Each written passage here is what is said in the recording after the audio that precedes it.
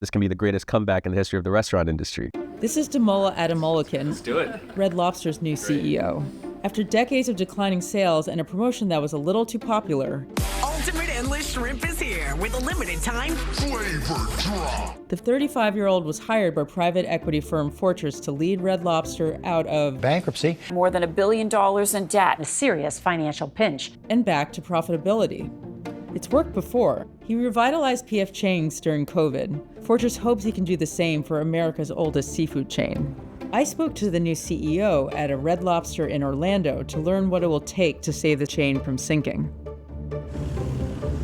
So I actually had dinner here last night. Oh, did you? And I have to say, one of the things I first noticed was the banner outside, basically like, we're open.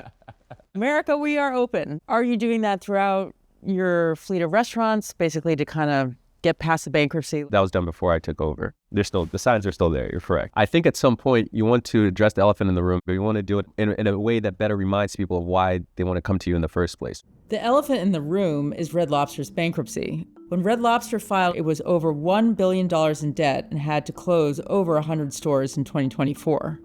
Now with $70 million from Fortress, Adamolekun has a lot to do. What's your to-do list look like? Well, number one was to build the executive team. To run a great business, you need great leaders. Over the past few years, Red Lobster has cycled through multiple CEOs. I asked an expert in casual dining why that's such a problem.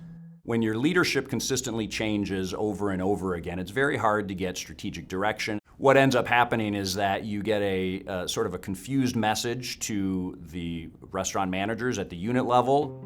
Adamolekun hopes that he'll convey a clear message to restaurants with an important change: a new menu. Before diving into the nuts and bolts, Sure. Tell me, what is your favorite thing to order?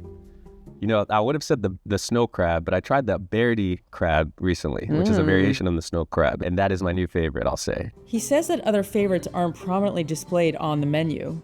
And best-selling items like Create Your Own Ultimate Feast are buried on page 3.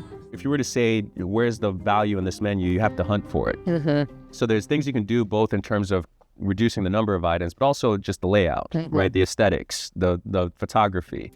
Adamolekun says that for the new menu to work, it needs a new environment. Old Red Lobsters like this one feature dark interiors, aging decor, and separated bar areas. How ambitious do you think that brand refresh could be? So it's going to come in stages.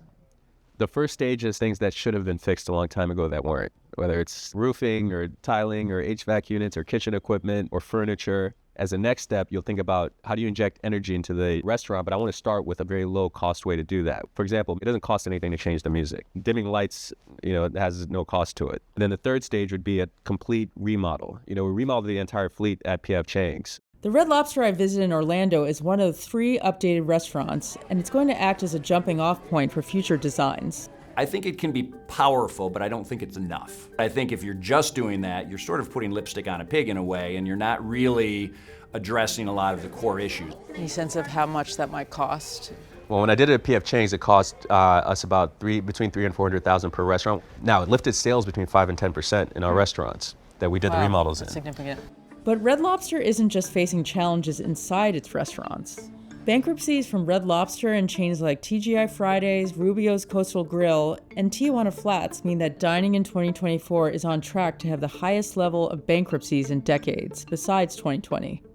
Coming out of the pandemic, casual dining exploded. It was doing really well. And it's really come back to earth. And probably since about mid-2022, we've started to see traffic that has really declined on a year-over-year basis. It's not an easy environment right now. You're coming in at a tough time. It's a challenged industry, right? But I took over P.F. Chang's during COVID. I'm used to entering at a tough time. Part of the reason these times are tough are because of shrimp, the centerpiece of one of the restaurant's most popular specials. Enjoy it all, because Red Lobster's one and only endless shrimp is now. How much do you think commodity costs, kind of looking back again, could have played into some of Red Lobster's troubles, particularly when you're giving away all the shrimp? When food costs are high, your cost of goods gets out of whack.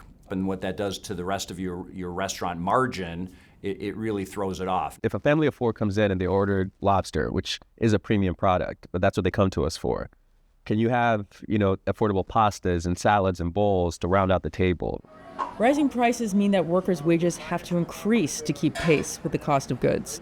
It's difficult because it's very localized. Even within the same city, you'll have different segments of the city where wages are totally different. So you need to be watching it constantly. Prior to the bankruptcy, some restaurants that didn't have a hostess or a bartender. What was the staffing situation when you got here? Decisions were made that at certain volume levels, there wouldn't be a dedicated host. So as you come in as a guest, you come in and there's no host, that can be a very negative start to your dining experience. He says he wants to change that, which experts say is not easy to do while keeping prices low. The average restaurant worker wage is up 30%, and that's driven those menu prices up, which is, also, just caused a lot of the other inflation that's been happening there. The wage situation, the benefits, all of those things that go into creating a satisfied worker are extremely important as part of the turnaround process. With casual dining, are some of its challenges demographic? I think part of the challenge that casual dining has today is that it needs to figure out ways to be more relevant to the millennial consumer, to the Gen Z consumer. Younger consumers are a lot more accustomed to a counter service, order first, fast casual style environment. I think there's always going to be a place for the connection that you can get between a server and a guest. Okay, I'll get that started for you all. People want that personalized service. They want to sit down, have a great meal in a great environment. This is a brand that's been around 56 years. 98% of Americans know Red Lobster. It's one of the strongest brands in the country.